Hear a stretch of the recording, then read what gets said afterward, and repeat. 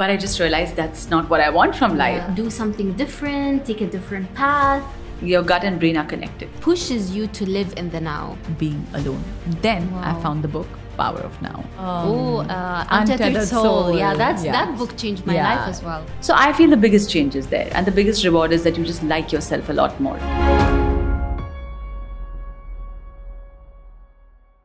Hello, everyone watching or listening to us today.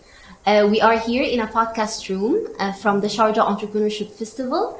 And if you've never been to SEF before, Sharjah Entrepreneurship Festival is a space. It's a 2-day event where it's a celebration of the entrepreneurship spirit.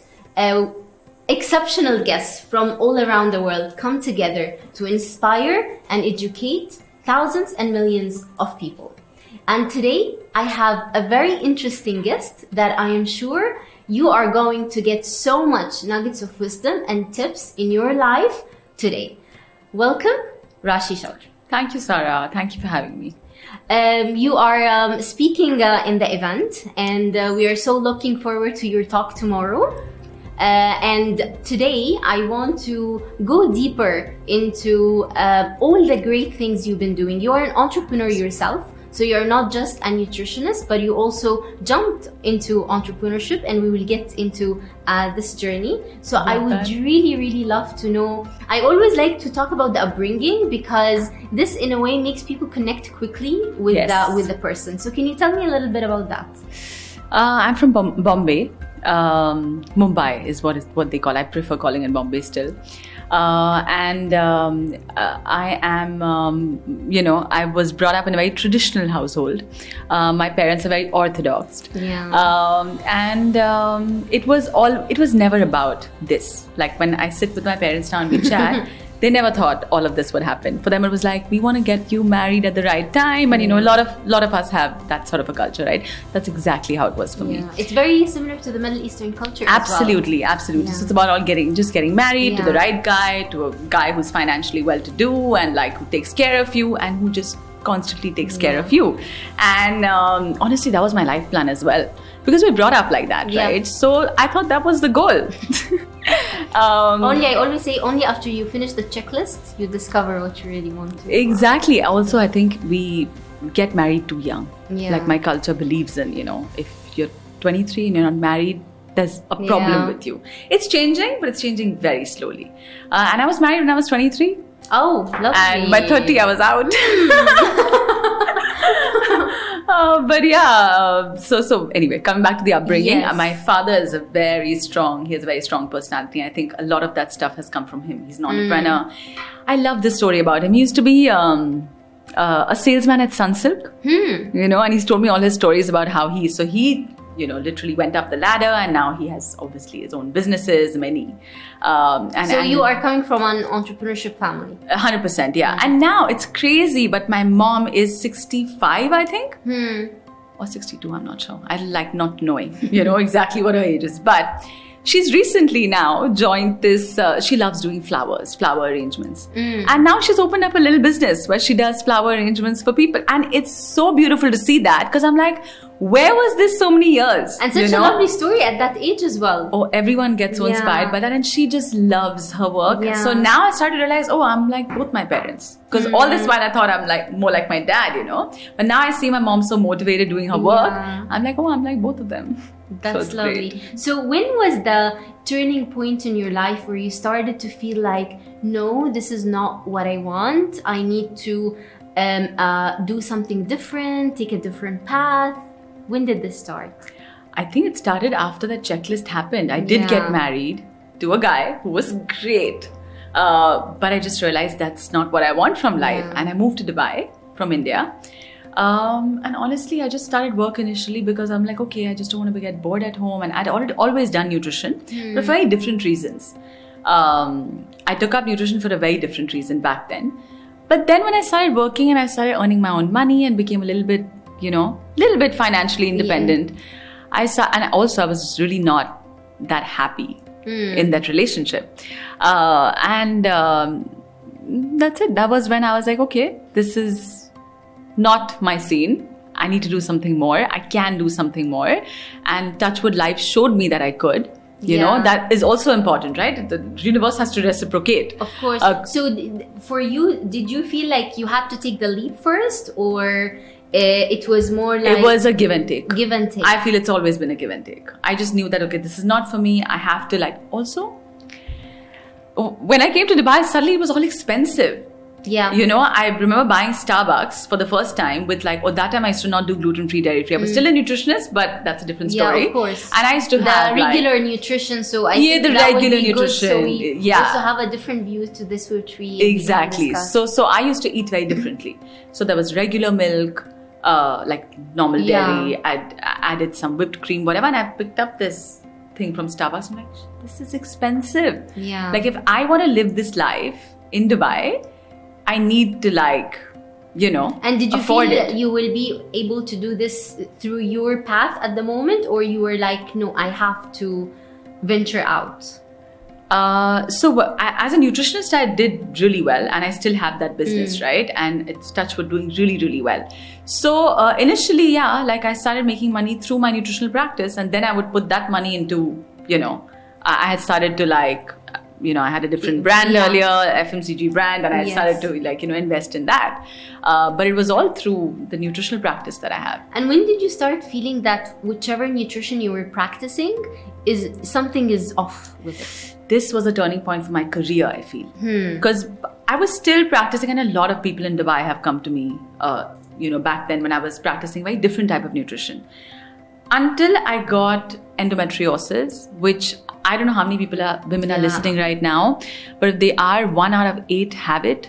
1 out of 8. 1 out of 8 women have it, at least in India, yes. And I think the numbers are pretty much the same even otherwise. So 1 out of 8 women have it, and it takes about 8 years to get diagnosed. It gets misdiagnosed for the longest time.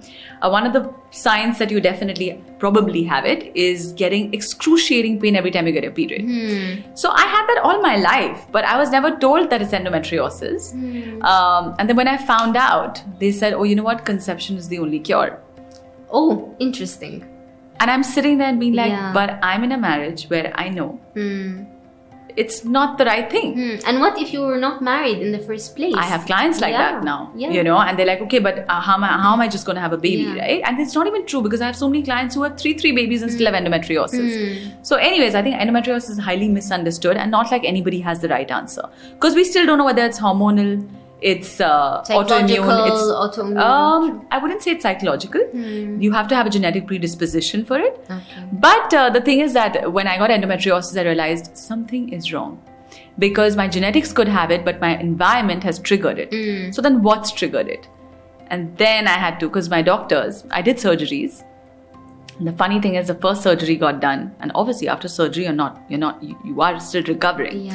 So and then very soon the second one happened. It was supposed to be like that. So I came into my doctor's office for a visit, and I see another girl with her mom over there crying. And I'm like, listen, like what happened? And she's like, you know what? It's my 4th surgery and nothing has changed.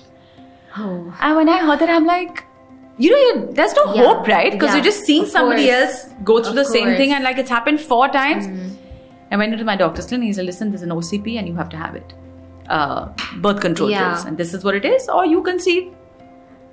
I'm like, neither of the options were an option for me, because for me it's always been like food, find a way to fix it. Also playing with hormones is playing with fire. Like it's not an easy, you know, it's a master plan. When one is up, it misses the whole body. Exactly, but a lot of people don't know this. And the funny thing is, they'll go get their blood work done. Oh, my progesteron's low. Okay, so let's put you on progesterone. That's not how it works. Why is your progesterone low?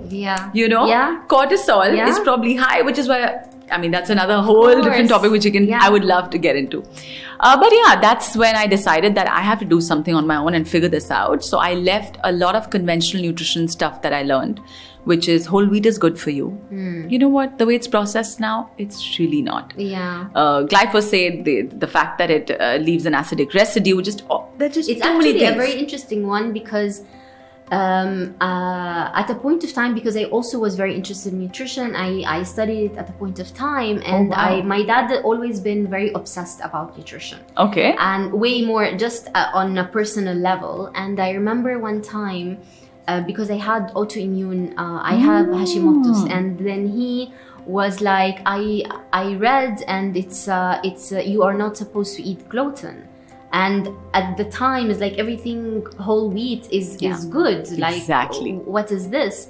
And this is absolutely something that, again, someone who didn't study nutrition, but because he was looking into the unconventional ways, you would never think about things in this way. Absolutely. And there's a very clear explanation of why gluten is not okay for people with antibodies. So that's an interesting thing I would actually like to tap into, because everyone eats gluten in their right? Exactly. And some people feel it very quickly, like I eat and I am bloated, let's say, and some who are not feel like, okay, it's fine for me. For me, I have typically a let's say not rule of thumb, but if I am confused because there's so much information out there and it's a bit difficult to know what's correct and what's not, I try to think, okay, if I eat something closest to the source, if in its form, then it's typically healthier. Right. However, it's not true with whole grains. 100%. It's just not. So can you elaborate on this, please? So the thing is that, look, gluten contains gliadin. Okay. Gliadin's chemical structure is similar to an enzyme called transglutaminase. Transglutaminase is mainly found in our thyroid gland. Now, how does a vaccine work? There's an antigen, a virus that goes into our body. Our B cells and T cells, they're the warriors of our body. They act up and they attack that antigen. And then every time this virus comes into your body or bacteria or whatever, they tag it and they destroy it. Yeah. So just to simplify to people, basically people think that both are similar, so the antibodies start to attack your thyroid. It's called molecular mimicry. Because gliadin and transglutaminase, which our body needs, it makes enzymes in our body, creates those bonds. They look so similar that your B cells, T cells, your warriors will start attacking transglutaminase as well. So it's just a misfiring that happens.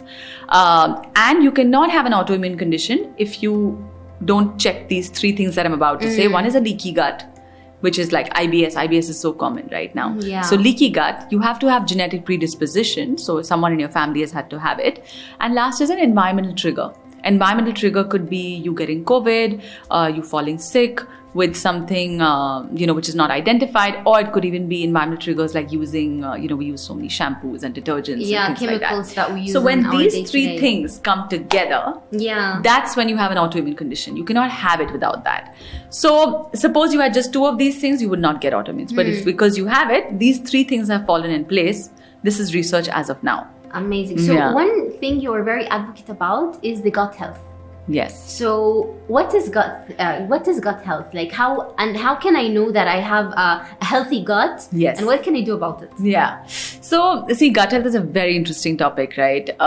Your gut literally starts from your nose and goes all the way up to your anus. That's where the gut is, because the gut lining is that much.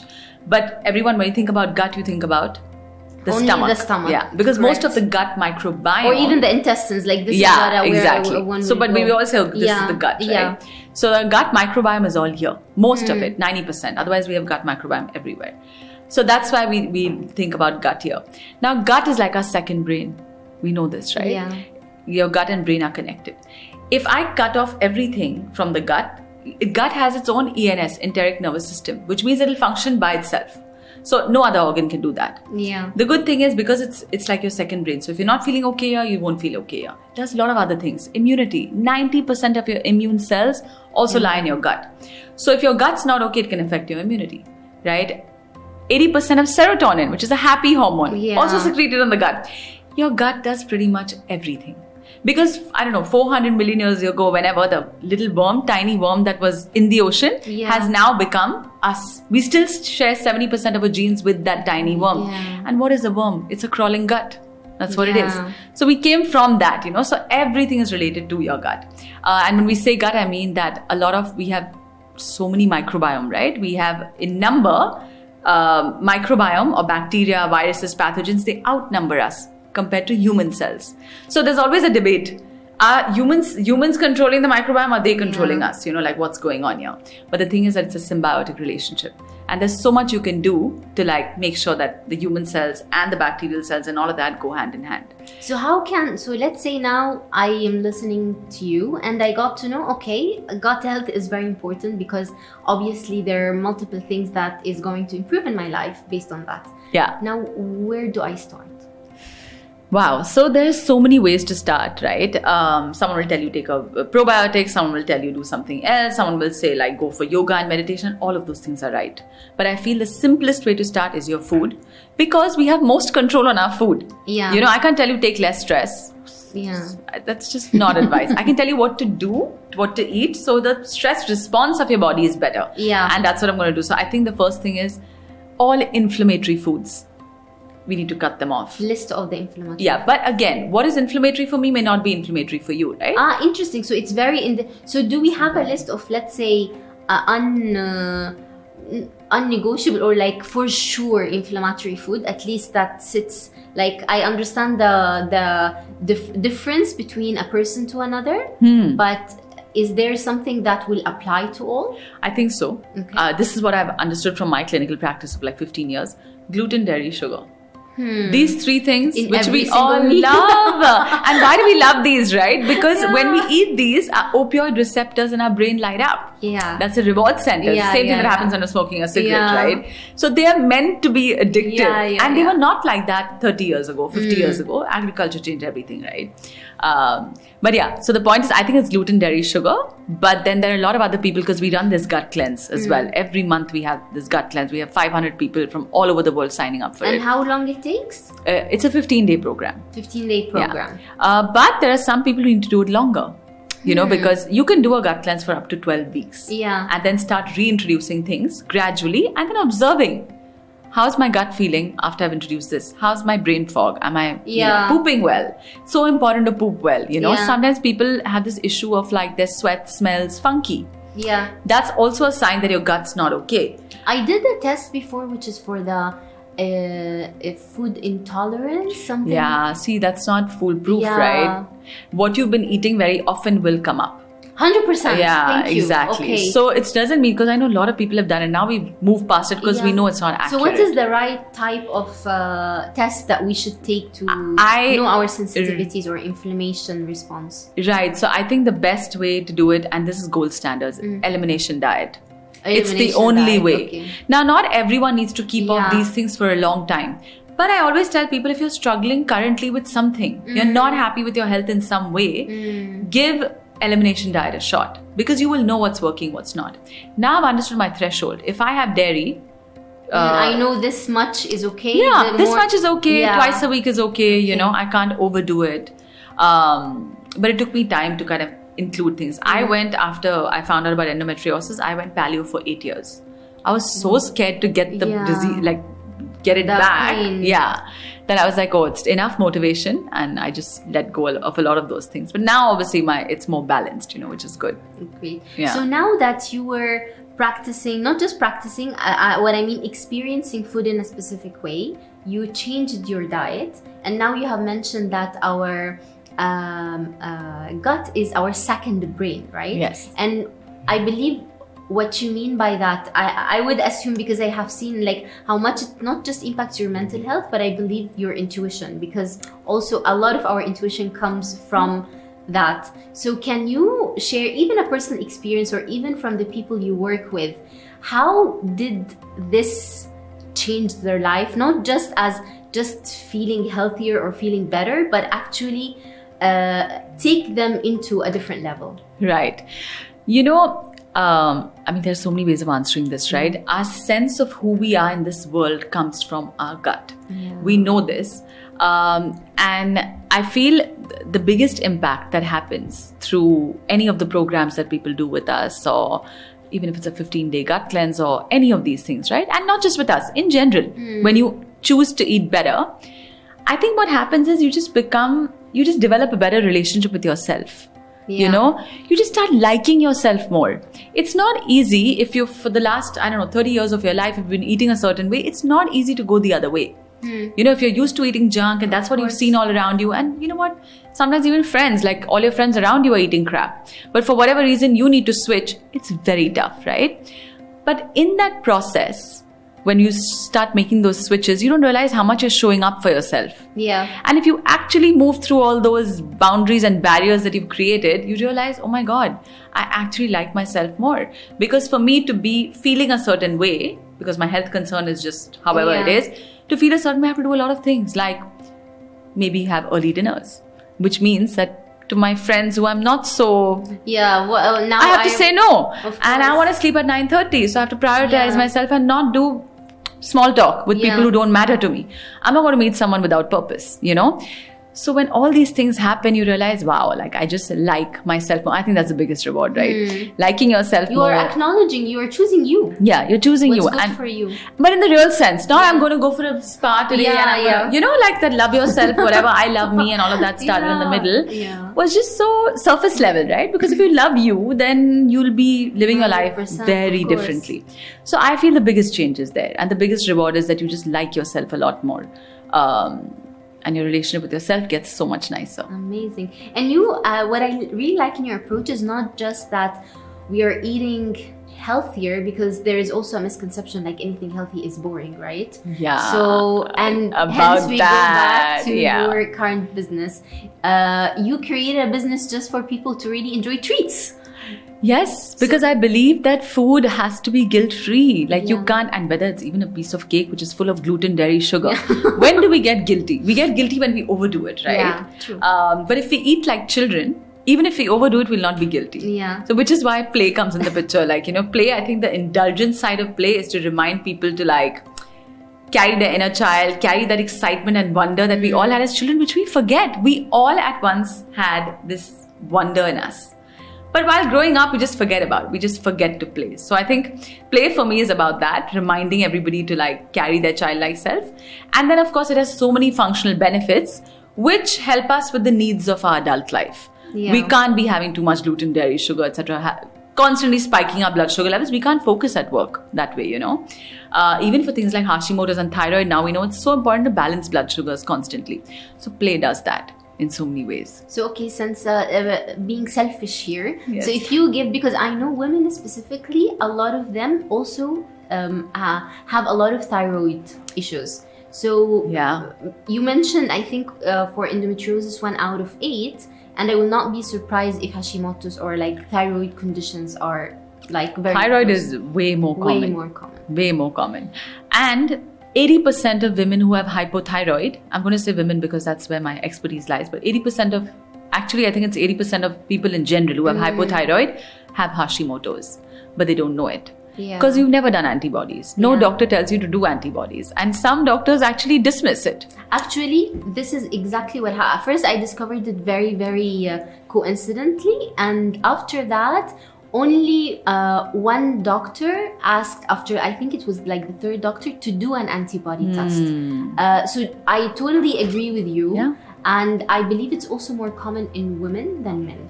It is more, yeah. It is Hashimoto's, yes. But 80% of people who have hypothyroid also have Hashimoto's, you know. But yeah, it's really sad because a lot of times our symptoms are just dismissed by doctors. And I mean, this is not me trying to be negative about doctors. I feel like I think my surgeons were like gods, you know. They literally sorted me out. But having said that, I've noticed this from a lot of my clients. They've had thyroid all their life. They're taking thyroxine all their life and not feeling better. And then we run some blood work and we realize, oh, like, you know, you have Hashimoto's, which is why you have brain fog, which is why you can't drop weight.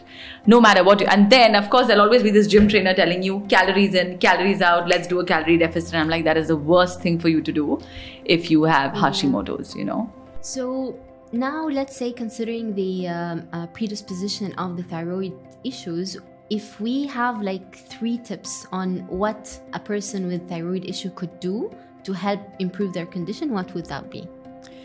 Wow. So I'd love to start by saying that first find out if it's your really thyroid. Wow. If really So it's a how would thyroid. you know that you have, like, what would be a red flag for me to go and test? When you go on the pill, nothing changes. Yeah. Nothing much changes. Yeah, agreed. Then you know that, okay, there's something else. And the doctor will keep increasing your dosage or tell you like it's in your head. Like I'm saying this from all what I've heard from my 100%. clients, right? If you can't lose weight, they'll be like, no, just cut back your calories, do intermittent fasting with keto. That's the new thing. So I would first say, listen, if you are estrogen dominant, right, there's a chances that you will not convert T4 to T3 very well. And T3 is the active form. Free T3 is the active form of thyroid. So if there's a problem there, so first check what's happening with your estrogen. Also check with your cholesterol, because sometimes your cholesterol levels can be up and down and that can affect your thyroid. So it's important to just have because look, you're taking a hormone. At the end of the day, you're waking up every morning. And so I just believe that instead of taking that as the first line of action, just try and think about all the other things. Very important. Have you been really stressed out of late? Is that why it's acting up? Because if only your antibodies are high, but everything else is okay, you still have hope. You don't need to take medication, right? So, because cortisol is, again, there's an oat axis that I talk a lot about, which I will not get into too much here because I talk a lot about it on Instagram. It's your ovaries, adrenals, and your thyroid gland. These three are constantly talking to each other. Every woman, including a teenager, needs to know about this. It's the holy trinity for women. We need to understand this because these three organs are constantly chatting with each other, you know. So if something's off here, it could be because of that. So firstly, find out, do you really need to take the pill? That's number one. Now, suppose you know that yes, you need to because your levels are off. Then I think the number one thing would be to give up gluten and dairy. And when I say give up, I mean at least for 3 to 6 months till your symptoms don't get better, consider eliminating it. Later on, you can understand your own threshold, but at least feel better by doing these two things. Because like I said, that molecular mimicry and all of that happens. Casein has the same problem, you know. So that would be the first thing. Secondly, I think it's very important for people with thyroid to maintain their blood sugar levels constantly. This is true for everybody, but more so for thyroid because when you have hypo, everything is slowing down. So even your metabolism slows down, so does the insulin. It doesn't leave your body too quickly, right? So it's very important to constantly eat stuff which balances your blood sugar. The third thing I would say is get IV for glutathione. You know the glutathione IVs, those really help bringing down antibodies. Interesting. The more antioxidant power you can give your body, the better it is because it deals with thyroid much better. And 100% selenium. But it has to be in the form of selenomethionine. That's the right form. Don't have a random selenium supplement. It's not going to work. So it's got to be selenomethionine or take 2 Brazil nuts every morning. But I would say if you're really struggling with your symptoms, just go for the supplement. Interesting. Great. Thank you. Thanks.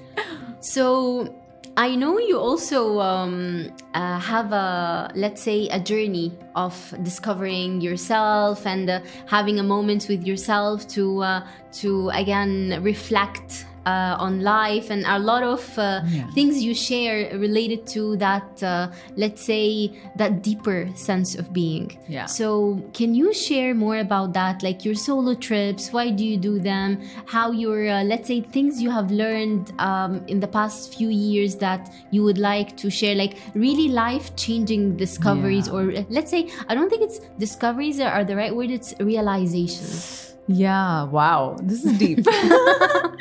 I think my solo trips honestly happened because my biggest fear was living alone. I never lived alone because I was married so many years. Then I had a husband for so many years. And I just never lived alone. And I knew that if I want to get out of this marriage, I have to figure out how to live alone because I wanted to continue living in Dubai. I love my life here. Like, I love this city. It's given me so much. So I didn't want to leave after I got divorced. So I better start practicing. And the only way to do it was solo trips while I was married, because I knew that this is not going anywhere, my marriage, right? So I had to start taking a lot of solo trips and all of that. And then, of course, I got divorced. And the solo trips didn't help because they didn't help, right? It's a short. It's so short. Like, what do you do? Sleeping alone at night is very challenging for someone who's not used to it. Once you get used to it, it's easy, right? Because I used to wake up with palpitations. But the funny part is that was a time where I was so I got into spirituality then, because what else, right? You need something to hold. You need an anchor, exactly. You need something to hold on to, something that feels settling. Because you just really lost otherwise. So I think solo trips had a lot to do with that as well. There was one that I took which was like a fitness trip, with like-minded people. It was like it was in Bali. And that also had a lot of spiritual stuff happening during the trip and some journeys that we took and all of that. It was amazing. Also meeting people, right? It's not something that that doesn't come to me naturally. Like some people are just people's person or whatever, right? So I'm just not that. So for me, even that was really challenging. And then I started realizing, okay, I can't go on trips where there's so many people around. It needs to really be a solo one. But yeah, it's been, I think, one of the things that I will say, and I feel it's a lot to do with therapy as well. I don't know how many people still have this, they have a taboo against therapy and stuff. You will be surprised, but yeah. Yeah, there are a lot. I things see that have changed with a lot completely, of, but still. So there are some of my clients who will say that, oh, but how do I tell my husband? How do I tell my mother-in-law? How do I?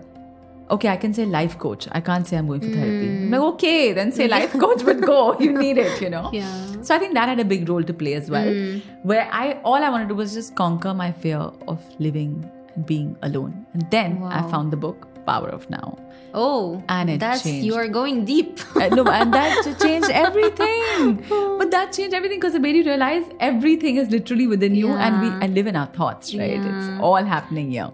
But I think that book was like a turning point for me. I came across this. I came across it way before, but I only grabbed it after I did the 10 days Vipassana meditation, which is silent retreat for 10 days. How did you do it? It's crazy, but again, life-changing, right? Yes. Because I am always in my head. Like I am a very bubbly, creative, all over the place when it comes to this. And just sitting silent for 10 days was life-changing. You realize how much most of the things that goes in your mind is actually what you're inputting in your day-to-day as well. So how much you clean by just closing all the inputs to that. But because with that, the whole 10 days is you meditate every day like 10 hours at least. And the entire meditation is for you to focus on your breath or certain areas of your body. So it's like pushes you to live in the now. Correct. And then you start realizations of the now. When I read the book now, it's completely different. Yeah. You see things you didn't see before. It's that book is like that, and it comes to you with grace. Yeah. I got that book 15 years ago in my hand, and I was like, this guy is suicidal. I can't. The first few pages, like, this is a negative book. I was into it's difficult Louis to Hay, at that time. What is it? Although it's a great book. It's a great book. But you know what I mean? Like the mentality is so different. I want to manifest. Of course. That doesn't exist when you're in the power. When you read that book and you understand Power of Now, you don't. Yeah. The whole mentality changes, right? It's not about manifesting nothing. But anyway, so the point is, I think that book changed a lot for me, and everything then became like what's going on inside, like what's happening internally. And I feel like one of the things that I think we've all at some point will realize if life is nice enough to us, that it's all about you. It's really not about the other person. It's the person or that event is just a reflection of what's going on, right? It's a very hard pill to swallow, right? Yeah, of course, because you always, and also sometimes, because this is happens to me now, is that when things on the outside doesn't work, you also sometimes feel guilty, like what I am doing to attract this or to bring this to my life, which is also something, again, you need to manage it, right? Yeah, you need to manage it, because I went into that phase as well. Everything was about, no, but what did I do wrong? And that time I was in a very toxic relationship. This was after my ex-husband. So everything became about like, it's my fault. Oh, but it's my fault. Yeah. You have to manage it well. Because guilt will always look for punishment. Yeah, and we're going to find a way to punish ourselves, Like, I was just talking to someone at the stall as well, and she was like, oh my God, let's... Because she's like, everyone has a story. And there's so much that goes on with toxic relationships. And I think a lot of us now around this age have like... I don't know how old you are, but I'm almost, I'm 39. And we are the same age, I'm 37. So around this time, like we've all been through our share of BS. And I think all of us come to this conclusion, right? It's all about me, True. Talking of books, so do you have other books that you like give the most or you love or deeply transformed your life? So Power of Now would definitely would be one of those. Actually, all of his books I love. There are a couple of others. There's one which I recommend to my teenage clients always, and I'd love to mention that here. It's called Conversations with God. Yeah, it's an amazing book. It's so sweet. Yeah. It's such a sweet book. I can't go back to it now. Somehow I'm not in that zone, but I know that really helped me back then, So that's a book I love. There's another one by Michael Singer. Untethered Soul. Yeah, that book changed my life as well. Yeah, True. that's a very pragmatic approach to what, Power of Now is. There are so many others that I have. Right now I'm just not in that zone where I'm like reading so much. Yeah. So I'm trying to like remember. But these are the ones if I really had to mention. And I would still give Louise Hay, You Can Heal Your Life. Of course, yeah. To young kids. I definitely recommend that to It's simple. girls. I would say it's a simple book for anyone starting. Yeah, for sure. And now where you are now, Rashi, do you... how do you define success? Yeah. Like, what is success to you? I think, to be very honest, I think it's to have enough money to support my lifestyle, for sure. I really believe health and wealth go together. I'm a big I'm a big believer of that. It has to come together. It can't be one or the other, And I feel I have an expensive lifestyle and I want to do whatever I can to afford that lifestyle. That's one. But also, I think I have the time to spend with my family. I really want to spend more time with my family, And I've managed to do that in the last 2 years because I also have a niece now. She's 2. I know. Oh my God, she's all heart. But because, she's around. I'm like, I don't want to miss all her important things. I want her to know me and recognize me. And when I went to pick her up from the school once the first time, and I was like, she's not going to recognize me because I just landed. And of course, I've met her. She's like 1 something by then. And she recognized me and she hugged me and I was like, oh my God, this is success because I've invested time in this child and gone and met her every, because it's so important for us, right? Like we forget, like all of us who are working. And of late, I've seen some of my very close ones lose their parents. Yeah. Because we've all reached that age, right? It's going to happen at some point. It's the worst thing. But it's inevitable. It's going to happen. So, and I'm just like, I don't want to have regrets. So I think success to me is, my family, like feeling like I'm there for them. Me having the time to be able to do that. But at the same time, also afford a lifestyle where I'm not feeling the pinch. Yeah. It's really demanding though. It is, right? I mean, so many of them. Everyone has this. I don't know anybody who would say no for these 2 things, right? No, of course. Honestly, I love your honesty. It's amazing. Yeah, but it is so demanding to be able to fulfill both of these. Yeah. Okay. Do you have any favorite quote that you like or you live by? I think that this right now, if you're asking me, this is what comes to me. Life is a reflection of literally what's going on inside of you. Yeah, because I feel the minute you think about it like that, the power's back. Power's just back. You're like, okay, I can do whatever I can in my capacity to change this or whatever. So Agree. Okay, Rashi, we spoke about so many amazing things, and I'm sure people would want to know more. How can people find you? So I am Rashi Chowdhary on Instagram, and people can also reach me on my website, which is Nutrition in Sync. Okay. Or rashichowdhary.com, but R with a double A. And that one is R with a double A. And then I have Play as well. So it's shopplay.com. Amazing. Lovely. Thank you, Rashi. Thank you for being here. Thank you, Sara. I've had such a good time. Amazing. I was really nervous about this because I've not done a podcast in so long. So thank you for making it comfortable. My pleasure. Thank you. Thanks, Sara.